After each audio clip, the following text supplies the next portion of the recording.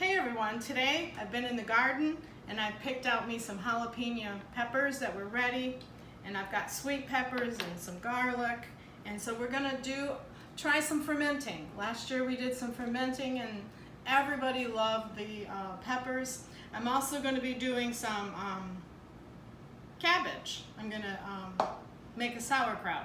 You say, what would you put these foods on? You top them. Like say if you're making eggs on a pita sandwich or eggs in the morning and you want something to put on them that's a little bit, give it a kick. These are what you can use. Hot dogs, hamburgers, sausages.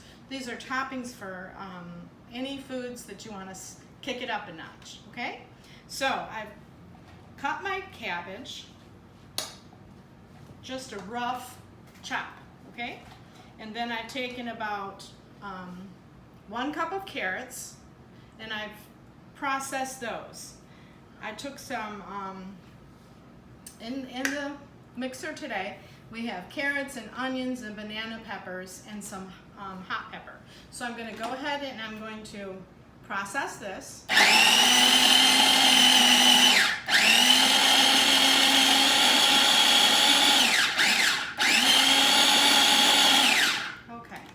This is going to go great on your hot dogs, okay? Sauerkraut you can use for a lot of different things. This would be keto friendly. There's basically no carbs here.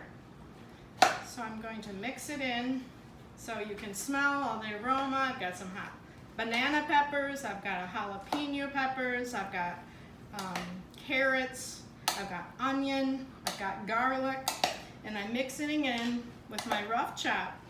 So this would be, I don't want to say a kimchi because it's different from that, but it can be used like that to top your sandwiches, to top your hot dogs. Say you're making kielbasa dogs on the grill. You want something very nice to put on top of those. You're making a burger and you want the slaw to go right up on top. Say you made a fresh corned beef sandwich. This would be a great topping for a fresh corned beef sandwich on a nice wheat roll. Okay, so basically what I'm going to do now is fill my jars. Here we go. And we're gonna, wait a minute, I forgot the salt. We have to salt. This is forget what I'm doing day. So I'm gonna take 2 tablespoons of salt because we have to process this, okay? So I'm taking kosher salt, okay? And I'm gonna really salt this. Now what will the salt do? The salt will bring out the juice. It's going to enhance the flavors, okay? 2 tablespoons of salt. And I'm going to really mix this now. Good thing I didn't put all that in the jar because I would have had to empty all the jars back out. You got to have your salt. Oh boy. Well, I'm going to make some potato salad later today. But I got a little pun joke to tell you. This grandma, this Nana, which my grandkids call me Nana. Nana, you know what makes me sad? And I say, what? What makes you sad? Those potatoes. All of those potatoes could have been French fries. And so I think that's kind of cute. A little kid doesn't want the potato salad, but he will come and eat those French fries. So, okay, now this is looking good. And the salt is gonna, like I say, gonna bring the natural juices. And you really gotta blend this up, okay? So I don't know how many, this is 1/4 to 3/4 of a cabbage, okay? And you know my motto, use what you got. So my cabbage was in there, and I thought, well, you know what? We're out of something to put on burgers. So now we're gonna fill our jars, okay? And I have a tool there, which I will show you. You can order those through Haas. Let me get them semi-full, and then I'll show you what you do. Probably gonna get 3 jars here. And this is something that you can do, quick and easy. It doesn't take very long at all. 10-15 minutes, you've got everything chopped up, good to go. And you can share a jar. You can share a jar with a friend. Who wouldn't want to try a spicy slaw? A spicy slaw is going to go on many different things, okay? They'll go on your eggs in the morning, like I said. It's wonderful on that. Any meat that you would grill, any fish that you would grill. So I think we're going to come right out to almost. Well, we're starting to get a little juice already from that salt. It's starting to come out, okay? So basically, I'm going to get with that amount of cabbage. This should tell you if you put a few peppers and stuff in, that's what you got. Okay, so what I'm going to do now with this tool, and it's use the smaller end, we're just going to pack it down. That's pretty good. That's about right. They're about equal. You're taking the air out, okay? So those basically are done. Now, we have ordered from Haas. It's called Complete Fermentation Kit. Okay, so you can, but this is a new way of processing food that's quicker, easier, and it doesn't take you all day to do it, okay? So there you can take a look at this, and that kit is from Mason Kits.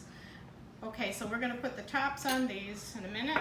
Let me go over to my peppers. Now in this jar here, I have like the jalapenos, the garlic, the sweet peppers. I want a bunch of different flavors. I've even got one poblano because it was really big and ready. I even stuffed that down in here.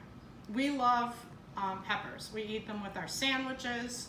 They go great with turkey sandwiches, tuna sandwiches. A lot of friends enjoy these, and this could be a nice gift that you could give away for Christmas as well. Okay, so there's my slaw done. My peppers are packed. Now, this one I have cut. I don't let anything go to waste. So these are my sweet peppers that I've been using from previous shows, and onions. I put a jalapeno in here and some sweet Valdelia onions. So I'm going to process these. Why? Because you don't want things in your refrigerator spoiling. Okay? So we'll push those down, and I'm going to show you how to ferment instead of can. Okay? All the boiling that you don't have to do, and even your onions, your sweet Vidalia onions, are going to come out really good. So we'll push those down. Okay, so we've added all of our ingredients today. Fresh, I think I put 2 large cloves of garlic today, and they make it pretty. I've used all the colors. Okay, and then I'm going to use the apple cider vinegar for the fermentation. Whoop, not on the coleslaw, because that's going to ferment with the salt. Okay, so we'll set those aside for a second. But we're going to do these 2 now. So what I've got from the store, as you can see, is apple cider vinegar, and you can buy it into the large containers if you're going to ferment. And so I picked these up from, I believe, Walmart's. So we're going to fill these up, okay, right to the top. And it smells so good in here. Smell the sweet onion, the peppers, the goodness from the garden. And I don't let anything waste, okay? So if I go out and I've got something that's right and ready, I'm gonna come in and ferment that. I'm not gonna wait till you know, 10 more peppers, come on, I'll do them the next day. So here we got 2 jars of goodness, okay? So I'm gonna put this on and this on. These are called pickle airlocks. So then you go ahead and you screw this on. I forgot this. This is a weight, okay? And it holds everything down. So if any vegetables rise up, it will spoil. So this is a weight that holds it down. Then you put your, like a burp thing on, okay? Your airlock. And then you're gonna put your lid, okay? Done. That's going on a shelf in the pantry for about 2 to 3 weeks, and it's gonna do its own fermentation. So let's put the weight in, the burp thing, and then the lid tight. And there we have it. These, okay, wait. And I'm short of weight, I'll have to get another one. Burp thing. Basically, that's my slop. Done. How quick is that?